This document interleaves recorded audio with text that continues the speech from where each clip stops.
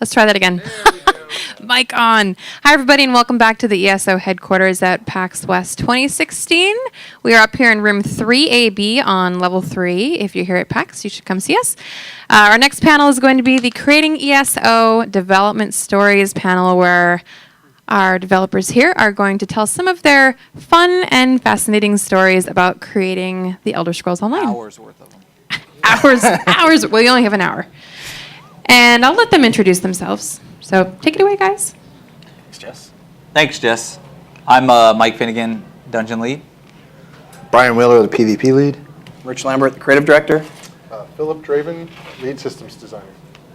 Is your microphone on? I don't know. Testing. 1, 2, 3. There it is. Good. There we go. We got it now. Fun stories. So a lot of people think that game development is this exact science. It's this, you do something, you do it right the first time, it's perfect, an engineer and an artist. And you would be right. An engineer, an artist, and a designer all get together and they make the perfect And game. it's rainbows and unicorns. Right, all and day. that's not how it works. Game development is an iterative process, and there's a lot of things that kind of happen while you're trying to make something. Sometimes they're happy accidents, sometimes they're really, really terrible and cruel accidents, and the goal of this is to kind of tell some of the funny stories, some of the weird things that happen over the course of development. So I think I want to start it off with one of the new features that we just put in dueling. And in its early stages of dueling, mind Yes. in its early stages of dueling, we tried to get the system in as quick as possible. So there wasn't a lot of UI things that we could do, user interface things. We didn't have all of the perfect messaging in. And so we borrowed a lot of things. That's how we iterate. We grab something that's already in the game, morph it a little bit, and then see how the functionality works and what are the things we need to call out. And with dueling, we borrowed a lot of the look and sounds The notification noises? and notifications for grouping. Oops. Well, so the first time, That's what we had. Sure, we it had is. sound. so the very first time this came onto our development server, and we were doing a company playtest. I think it was only Wheeler and Bobby, who's our lead UI guy, that knew this system was in, and we were testing some one-tam-rail things and whatnot. And so Bobby, being the troll he is, ran over to some Dark Anchors. And there were some dungeon guys there and a bunch of other people. And he started challenging people to duels. This was before the flag drop. Right, and so the sound that you hear is the grouping sound. The notification looks just like grouping. I should get an So invite. everybody's like, oh, he's invited me to a group. Except, wham, they fall down and they die. And so he was trolling everybody around the Dark Anchor areas by dueling them and killing them over and over and over until people started going, what the hell is going on? What is he doing? And he was testing duels. And it's great because And giggling we have a feedback channel. So whenever we do these tests, we get feedback back. So a lot of the initial things was like, I was standing by a Dark Anchor and someone asked me to group and then I died. That's totally not what happened. Sorry about that. I think with siege weaponry, one of the first things we found out was how far they can shoot. And we were out in Cyrodiil shooting weapons, they were going 200, 300 meters before. And it was awesome because from your side, you saw the person die, but the other person was just walking around just splat. Yeah. Like, what the hell was that? And then Ed comes over to me and goes, you need to make the range a little bit shorter, please. And then people started to actually see, oh, okay, now I'm getting hit by the weaponry. But the ghost weaponry was a lot of fun in the initial block world of Cyrodiil. I had fun with it. It's because you were the one killing everybody. Well, because I knew about it. Nobody else. That's something you're going to find out in development, that the person who is responsible or the product owner of the thing knows everything about it, and they have the most fun with it, and everybody else that's a sucker to deal with it in the company. The enjoyment of it is definitely on how much you know about it. That's for sure. But that's also useful to learn. Like, all right, are we setting enough Are we giving enough information? Some people learn. Some people do. Some people just troll. Just some. Yeah. One of the things that happened with one-time rail development specifically was as we were going through Specifically, everybody drink. and re-itemizing the world with the item sets. PvP IRL. We found that as we started adding the item sets to the quest rewards, that people weren't noticing that there were item sets now tied to them. So we're like, all right, let's just start renaming these unique rewards to also include references to the item set. Seems sensible. Right. So the first pass of it was kind of a systemic approach where we just said, okay, let's grab the right keywords, throw them Throw on 'em on there. there. Yeah. And we started getting bug reports of things like the Amalexia's Ordinator breastplate of the Night Mother. Right. Which, if you're familiar with the lore, is really not a That fan. would never happen. Yeah. And it's like, okay, we need to take a step back. Let's look through these and find better combinations of ways to word this. So that was fun. I know I talked about it earlier, but the first iteration we did on trials, we had these various things that we were going through, and the first iteration had 24 players. So we were trying to get an idea of what we were going to do with whether we could have 24 players or 12 players and stuff. And the first time we got 24 players in there, and that was a shit Mosh show. pit? That was. I'll tell you, getting 24 players, it's bad, or it's busy enough in Cyrodiil, but then if you throw monsters in there and like. It was a rave show. Crazy, yeah, it was seizure inducing. It Like, comes out with glow sticks. This is amazing. It was pretty crazy. But what's funny though is that initial iteration we had the braziers that lit up, and that led to Dragonstar and how the waves in Dragonstar are notified. So that was all part of our prototyping for trials. That then we took a look at that and we were able to reuse that. So that was pretty cool. Yeah. I remember some of the early iterations of classes resulted in some final mechanics that we got, but some of those early class mechanics, the names of some of the abilities, like more fire, MOAR, fire, and you just hit the one fire button, and then you hit better fire, cold fire. Like this was like. That was before we realized. It's in. Lawrence said, no. So one of the things that we have to combat a lot when we're developing things is pop culture, and then Oh my God. Inside jokes. Inside jokes. I was going to say cussing, right? We all we're all adults. Shit, we cuss. But this is a lot of the text that we put in the game can either A, be data mined, or B, will eventually go to the live servers at some point. And going through really early on, going through some of the check-in notes where it's like, fuck you, stupid thing, I can't fix you, right? ASDF, DFS, DFF. Right, and stuff like, and so just looking back at that stuff and going, wow, like holy, this guy had a bad day. He couldn't figure out how to fix the bug, so he cussed at it. Right? It's funny, speaking of that, we have an internal server that we do stuff, and I had originally built a set of armor that I could modify, and it was all I thought it was hidden. So I have this entire set of armor that I used when I was testing trials and stuff like that, and I named it Finnegan's helm, Finnegan's shoulders, and stuff like that. So we were doing a Reddit AMA, and somebody goes, "Hey, when is that Finnegan's armor stuff going to drop?" And I was like, "What are you talking about?" And he links me like this data mine spreadsheet. It's got all of my listed things, and I was like, How'd you get that? And then Roble, as we were leaving the AMA, says, "Can't wait to see that Finnegan armor. I'm out." Mic drop. Yeah, we have a couple test areas that we use internally for all kinds of stuff, and so there'll be training dummies that are named Eric Roble for people. Eric Roble, we have a lot of That's our favorite Roble guys a lot. Yeah. Roble and Roble. It's really satisfying. People test different boss abilities. Yeah. Every once in a while you have an NPC that if you get too close will turn you into a chicken for no Yeah. reason because somebody was Truck testing bomb. something. Yeah. Oh my God, the And truck bomb. Just every time you go there, you never know what to expect. just our play tests sometimes. Oh, yeah. We have a lot of development debugging commands that are access on the bracket. development servers, bracket commands, Kill. right? And so one of the favorite things that Castigate. people seem to think is 58. really fun is run around just /killing people. So you'll be doing a quest and all of a sudden you die and you're like, what the hell? And then it's like GM death touch. You're like, oh, you a-hole. Or Jeremy's favorite thing. Jeremy's favorite one is running the cats. around and turning people into cats. Yeah. Or- Because as a developer you can change player models. So he would just target somebody and turn them into a chicken. There's actually or another turn them one, into a cat, and it's the cutest one where he casts it on you, and it summons like 12 kittens. right. Follow you That around. just follow you around. And you're like, where did all these cats Where all come these from? cats come from? It's Jeremy laughing in his office. Yes, Yep, yes.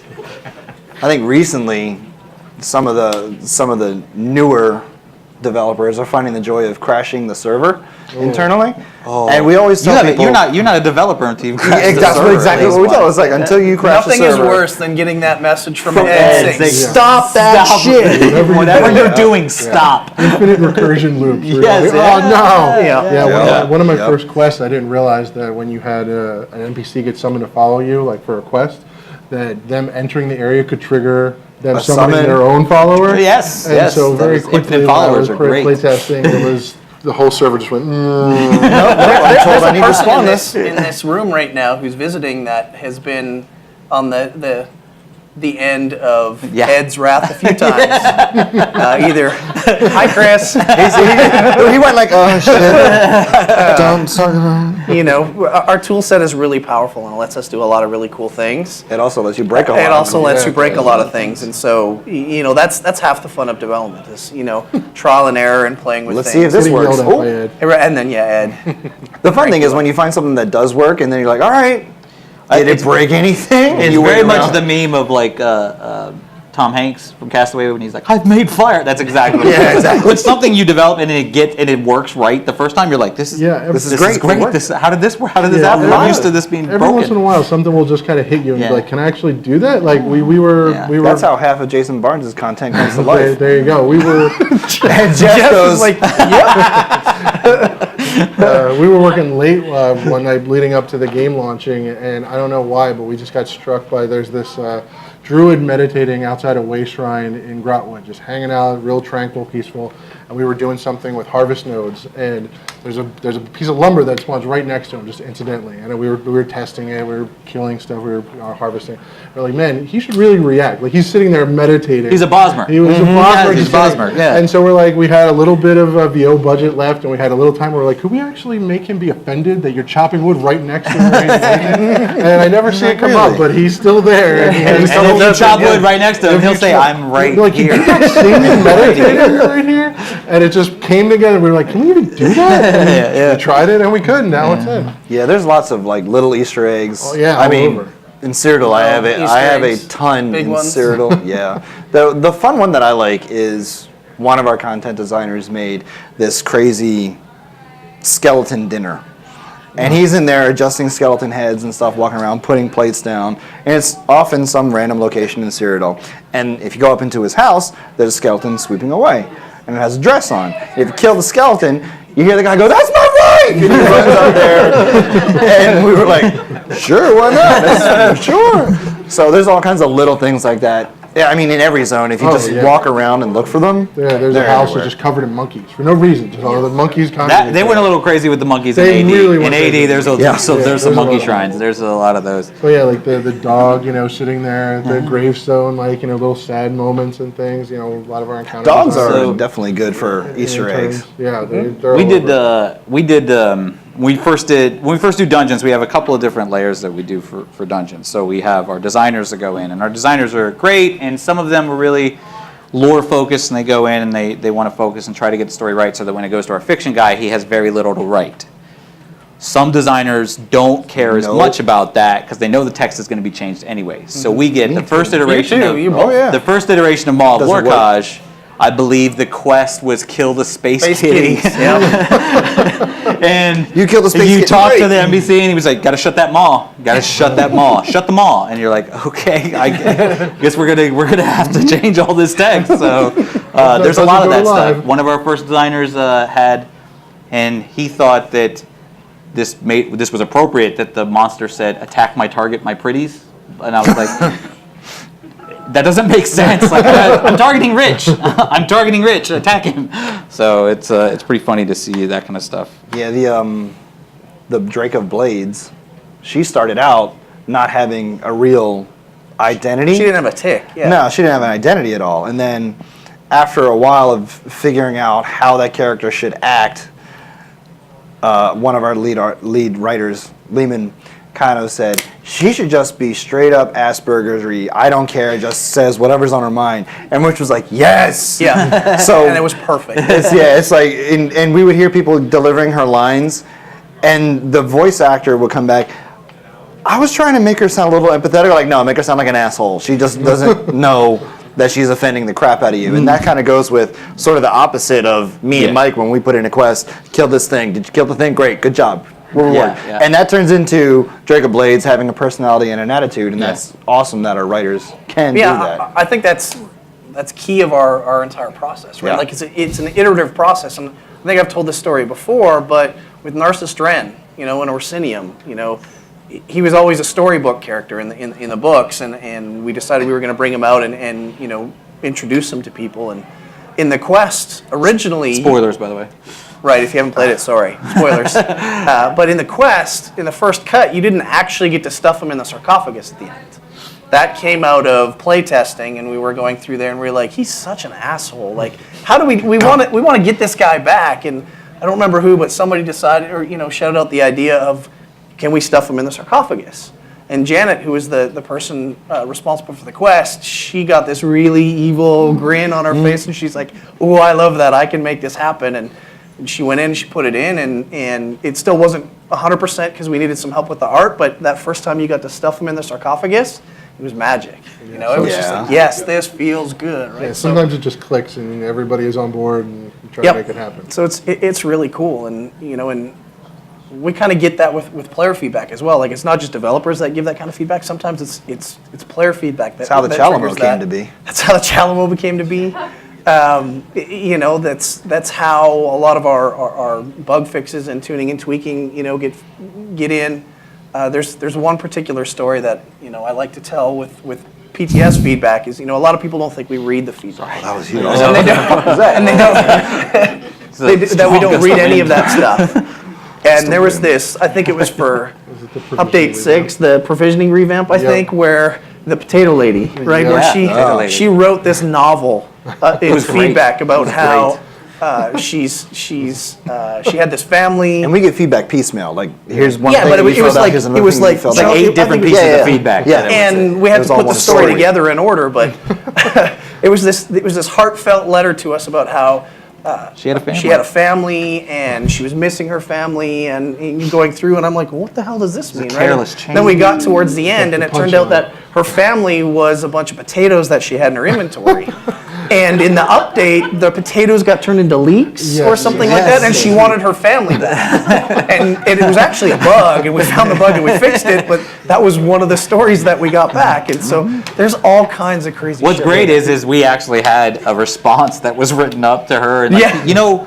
things change over time, and you should accept them for who they are now. And I don't think it ever made that. There was one that went in about the social classes, because with pickpocketing, one of the things we want to do, since we did so much work for making sure the kind of things you steal from people reflect their profession and what area they live in and their region and all that stuff, that somebody had given us feedback like, hey, this person is doing hard work around this statue. They really should be considered a laborer and not a commoner. Yeah, 'cause right. They put in that time. And we went, we're like, hey, We did it. totally true. Sure, Let's yeah. change that flag. And now they're a laborer. There's a funny part about that where we have sections in the game, like, and I've made comments about this, funnily on where you're running through and then you come across this like this village and you see this guy like working a farm, but he's called like a warrior. And you're like, and I'm like, that guy's not a retired. warrior. This is totally like a propaganda thing. They think, you just want me to kill this entire farming village, and you just call them all warriors. So, but there was also that one story about when we put in the tech to group up objects in your inventory and then to pluralize them when it grouped them up. Oh, yeah. There was an interesting bug with that. So you would get 10 grapeses. Grapeses. And you would get breves instead of bread. And it was all kinds of beeves. That's what it was. Instead of beef, you would get beeves because it automatically tried to Systemic generate solutions do not always plurals work. for No. it. Yeah. I think probably the funniest Easter eggs come from the sound crew sometimes. Oh, Because they have... we have call a them the fart pretty- crew sometimes. Yes. We have a pretty wacky group Wacky is a good way of wording it. Yes. with our audio team. Yeah, They're pretty to give you an nuts. idea, they have a test area where they're allowed to world build and do things Are in you their own going little there? area. And I'm not going to talk the fully about Okay, this good. because it's crazy, but you spawn in the sound test area, you walk over, there's ballistas and there's trebs and they're shooting them to hit the walls, and it's like, yeah, it sounds awesome. And then the further down the line, you start to hear this boom, boom, boom. You're like, what the hell is that? And you look over in the distance and you see this purple glade, and you're like, oh, what in the world? And you walk over to it and they have basically a bar scene going on where they're testing all the bar noises, but in a very lewd manner. We're just gonna put it on away. And it's really funny when you a work dance with those club guys. in Tamriel. It's a very interesting dance club in Tamriel. But they that's kind of gets back to the toys that everybody has. Sometimes the sound guys go out of their way to make it a little bit crazy, but yeah, still there fun. Funnily There enough, was- I'm actually on the same floor as the sound guys. So We get some very creative, like I said the fart crew because it's literally they had to do, or belching. That I was was about to say, belching. a couple weeks ago. We the were drunk saying a couple weeks personality. ago, Yeah. and it was just nonstop They were getting people belching. with Just 2-liter chug- bottles yeah, of just chugging Coke, Coke and and going drinking into their them all office and just belching over nonstop. and over and over. They couldn't get it quite right. They couldn't get it right. It was more bass, it needs to delay a little bit just more. nonstop. What's great is like 2 of the audio guys are right outside the ESO live studio, so we have to like tell them, we're like, hey guys, we're gonna be tone running down. the ESO live. Can you Just not a little bit, belch yeah. so loud? For like just, right just here? like an hour or two. Just come on. Yeah, just for 2 hours. Can you not do that? Sometimes they would have us do voiceover work. Like they heard, like Conway knows that I do a lot Some of of the crazy B-roll noises. stuff is pretty. Some of that's really B-roll good, but the zombie came to be because he was like, "Can you do a zombie?" I was like, "Yeah, sure. I'll come up and do a zombie noise, sure." And then he was like, "Can you make it sound like you're eating flesh?" I was like, Let me go get an orange." And I would come up and like, and he was like, "Holy!" And so he just lost his mind, and that's kind of like how the zombie noise came to be. But then when they tried to get the female version of it, they had like a female actress from South Park doing her voice, and she was trying to act like Day of the Dead or whatever. Like, no, sound like this. And they flipped on me, the B-roll of me, not only doing the noise, but also cussing like crazy, and Conway laughing in the background. He's like, so which one do you really want me to sound like? Because they both sound insane. So that was a lot of fun hearing the stories from them coming back here, recording not only the side guys, but the main guys. Yeah. Yeah. And a lot of times when we record, speaking of recording, when we record VO for the first time, it comes back and then we review it and we go, okay, this kind of works and stuff Yeah. like that. So I know that we first got Clivia Thorne back for White Gold Tower. She, some of her lines are really, really good, and some of them, I think I said that she sounded like, she kind of sounded like AC/DC. And she was like, that "Yo, one. the scroll!"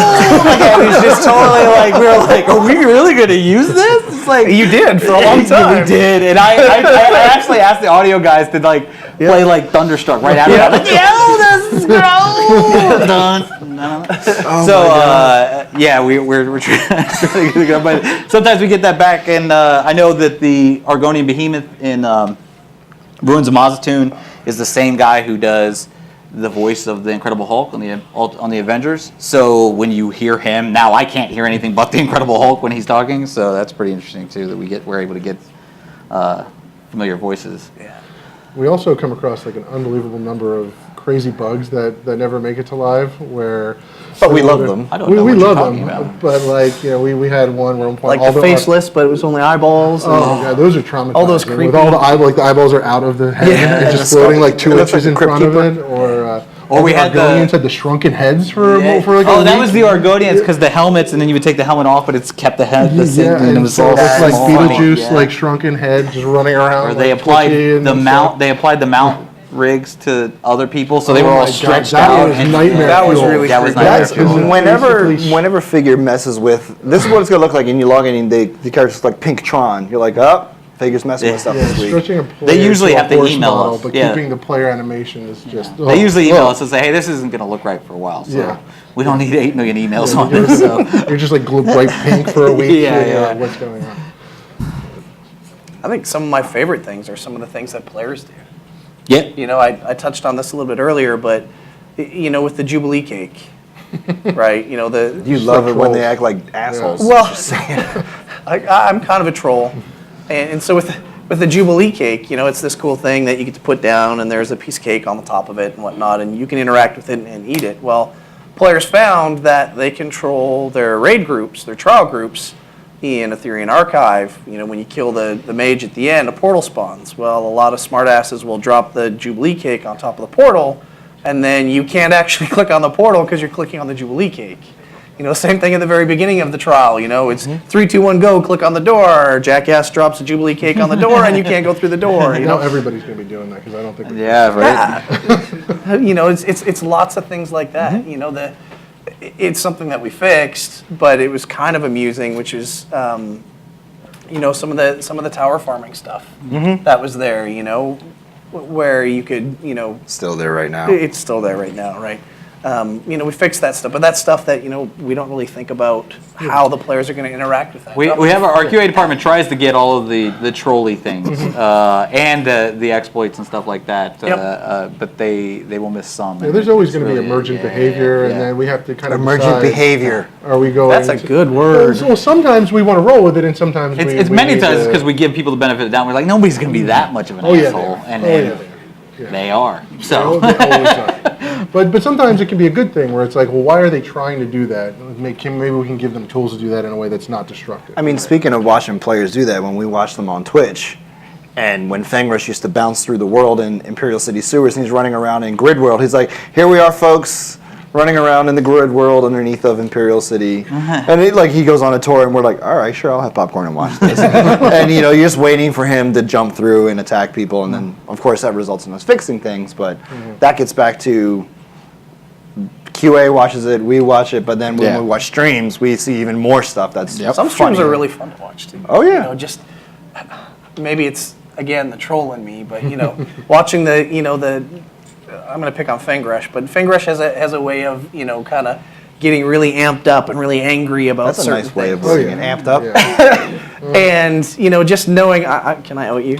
By all means. By all means. So during the Imperial City, My first night really in Imperial City. Yeah, his first night in Imperial City, he Was brought. Fangrush in chat? I hope so. He brought his tank in, and he was totally tanked Like up and straight whatnot. up PvE tank. I'm just focused on PvE tank, but I wanted to check out the event. And Fangrush is streaming, and he's already triggered because he's died a few times and whatnot, and so Triggered. He's and it doesn't help that I'm kind of egging him on and whatnot. I'm with a trading guild that decided to go into Imperial City for the night. Nobody's PvP. Nobody's 531. Yeah. We're just kind of wandering around. And Fangrush runs into Phil, and he's just a brick fucking wall. I just And turtle up. I mean, what he else am I turtles gonna up. do? Fangrush is like, what? And Fangrush got so angry he started, insulting his manhood and doing stuff like that. Wait And for Phil it. is just like, I'm like, wow, man. this is my second time here, and I'm getting hate tells from Fangrush. This is awesome. He's like a baby's first PvP achievement. Like welcome to So good. Imperial City.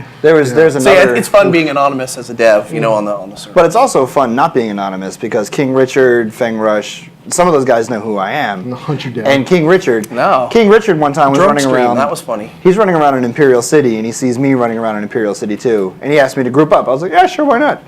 And so we're running around together and he's streaming and he's drunk when he's doing this one. He has a drunk stream and he's entertaining when he's going off. But he's running around and we love Roble to death. But one of the things he says is, I gotta protect Wheeler from Roble's bugs. I'm running around like crazy. So it's so funny just hearing that. And I was like, I can't comment on this, but it's so funny hearing those guys just lose their minds.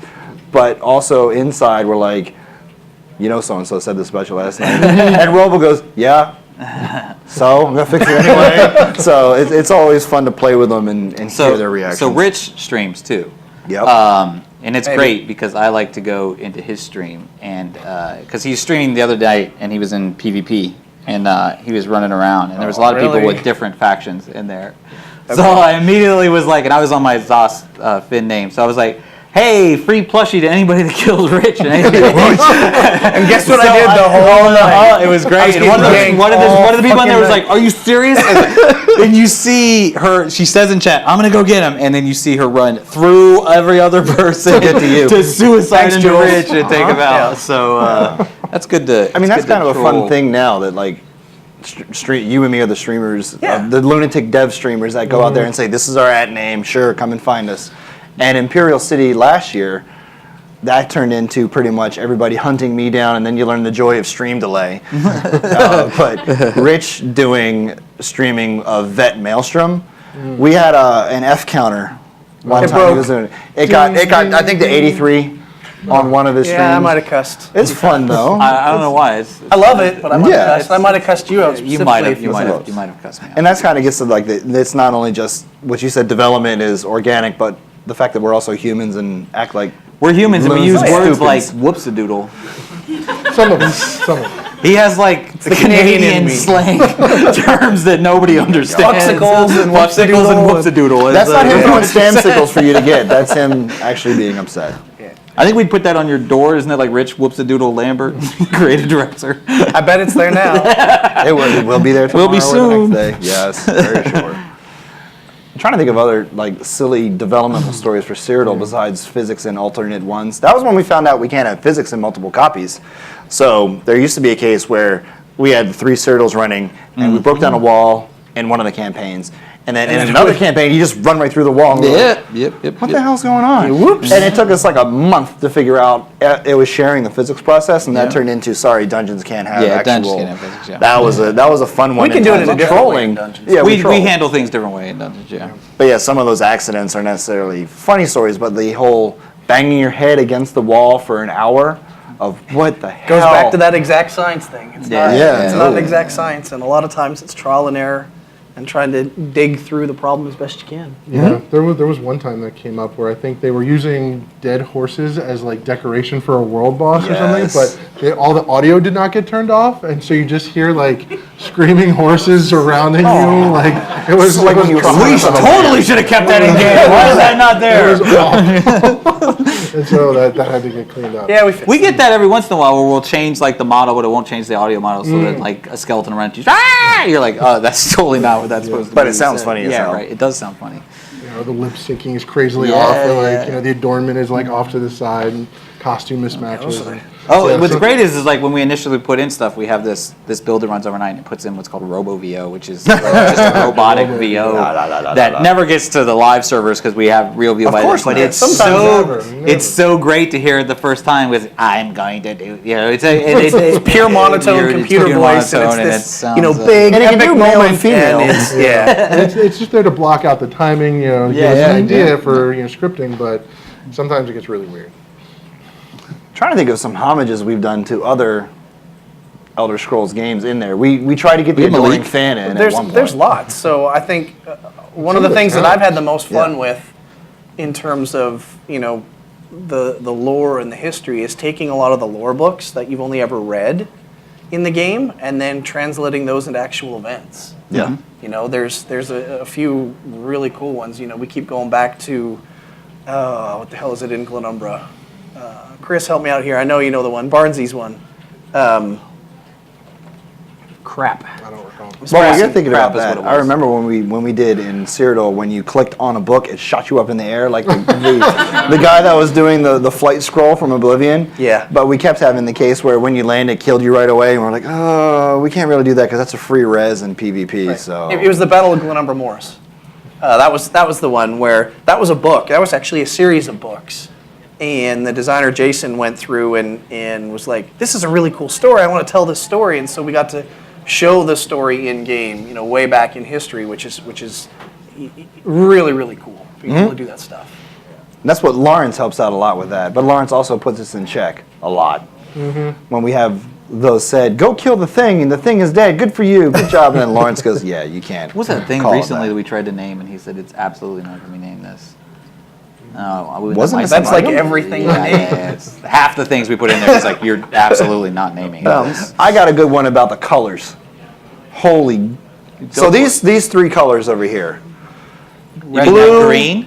And green. It's not green. Faded yellow. It's supposed to be yellow. We have the banners in here right now. It's a green Old Mary banner and a red Evanhard banner and a blue. Shut up, it's green. So when we initially were discussing the colors of the alliances, it was going to be primary colors: red, blue, yellow.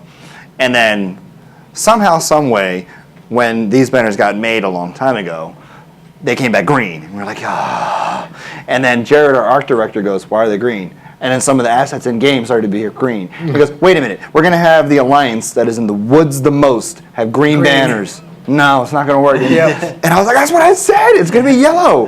And there were so many arguments about what is iconic, red versus blue, in terms of you look at Cobra versus G.I. Joe, you look at Decepticons. This is where we versus go. This is where we always take a look at red and blue. historical conflicts. Cobra versus G.I. Joe. Red and blue, Yeah, red right. and blue. So it's Smurfs funny versus how- Gargamel. This is stuff that you have to think Asriel. about. Yes, it's ingrained in your head about those colors. But that banner on there. the green bandit. Can we just dye them or something? It's not. I'm not colorblind. I swear. No. Trying to think of some other Alliance War stories that resulted in. Yeah, sure. Why not? Like we couldn't get Coral to be properly slated out, so we said, "Fuck it, let's put an earthquake through there," and that's why there's now Coral's getting ripped apart. And Lawrence went, "Yeah, sure. The explosion of whatever caused that." And he can just tell you this is the Yeah, he's lore got a behind great it. job. Yes, you know, I wish I 'cause, had his job you know, half the time I don't know if he's just making shit up or if he actually really knows it. Sometimes. You know, it's like, Lawrence, how does this work? And he just rattles off a bunch of stuff. I'm like, really? And he's like, That sounds no. great. Sure. And then I'm like, really? And he, no, really, that's how it works. And so, you know, he's got a. Yeah, he did. It's pretty awesome for us to be able to like, hey, I want to do this. Can I? He's do also this? the And only have, one like, that yeah. can pronounce 90% of the names in the game. including Oh, the God, one Zipkin? one. Oh my god! One of the things that is part of Lawrence's job is he has to the pronunciation manage guide. the pronunciation guide. Yes. And for our voice actors, most times Lawrence has to record how to say the name so that the voice actor can get it right. Because, you know, we have, you know, some of the Dwemer newer names have like names. 38 consonants in it. Yeah, and you're like, how the hell do I say this? And you just go, and you're like, really? Sure, that works. Okay. So yeah, it's pretty cool. Yeah, we have a whole lore list where sometimes it gets really heated. Well, it's like, well, in the third age, this clearly stated, and going back. Funny and thing forth about until- names, we had when we were developing City of Ash. This is bullshit. So we have a list. We have a list triggered, of triggered. we have a list In chat, of see names, triggered like goes up. approved names for lore, and they were based on race and gender and stuff like that. So we would whenever we would go through and create a new zone or something like that, we would pull one of these names off the list, exit off, say we can't use this. So we were going through and we were naming the elf. I was naming one of the elves in City of Ash, and this is an elf that you're going to talk to, and it's the married Rich is just person. shaking his head. And so, This is bullshit. so I'm looking through the wood elf names, and I see a name that's Finganian. You And made it's that name Finganian, and I was like, oh, I'm using that name. So I use it, and ever since then, people are like, hey, did you make? No, I was like, it was on the list. You're not It supposed was to name on the yourself. list. It was literally on the list, and he doesn't. He was used more prominently in City of Ash Veteran, but so I was able to use pretty close to my name. It's kind of funny how development of the game has shaped us into our various alliances that we play on live. Oh, yeah. Like you play Aldmeri I for a do. very specific 'Cause he's reason. lazy. I play Aldmeri Dominion because I'm lazy. It's exactly Why right. are you So lazy? Aldmeri Because- Dominion is the only starter island that has all 6 shards on it. The other ones, you have to go to an island and another island. two And I whole was places. totally lazy, so I was like, I just want to get all these shards all at once. So that's why I play AD. I think I played I'm out Daggerfall. married because I worked on a bunch of the Grotwood content. And so Ah, I yeah. wanted to be able to go through it. That's why I He's a don't play homer. Aldmeri. So just kidding. You remember that original tree? And was that in Grotwood or Green Shade? The tree. The big tree? The Elden Tree. The Elden tree that sounded like a chimney sweep. Yeah. You know? Oh, I'm an Elden tree. You know, it was like we've since changed Oh, it. that It's one. changed I his thought you were name. We've talking changed about it. Elden Root, He yeah. sounds more. Yeah. He sounds The more various ancient forms and of the old. Elden Tree Yeah. that we Yeah. had. Elden Hollow, Elden Root was. Elden Root had so many issues. That took us like a year to get right. Yeah, You know, the first we wanted to metrics have were- like this Yeah. this big tree that was up in the various stratosphere, platforms yeah. up in the stratosphere, and we didn't really care at the time about having rails on platforms and things. So in your play tests, you're running around and woo, splat, It's like die. the Kelethin in EverQuest. Yeah. How many times have you played Bleak Rock Isle?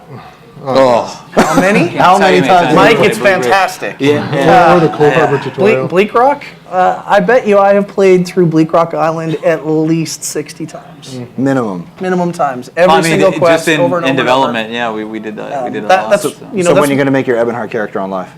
I already have one. When are you going to make I have it? one in every Redo it? alliance. Oh, there we go. And I have one class of every alliance. Oh, Jess is like, shut up, stop talking. But we were just having fun. Oh, I mean, we could BS Teacher. forever. So, Teacher.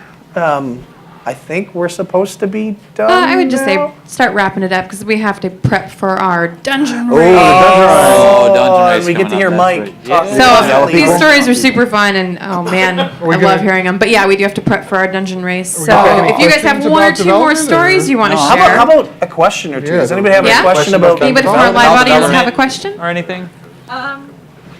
Hi, I'm a software engineer intern at Intel, and I am very interested in becoming a video game engineer in the future. But I'm most interested in what is the process like from you coming up with an idea, putting it into the game? Do you describe the development environment that you go through? The development environment. It's a lot of It pain. varies. It's a lot of. It's not. It depends on what it is, right? Yeah. So if it's content in particular, a lot of times what I'll do is I'll write out acceptance criteria. These are kind of the high level points that I would like this particular area to cover, either from a story perspective or just the amount of content or the types of content in there.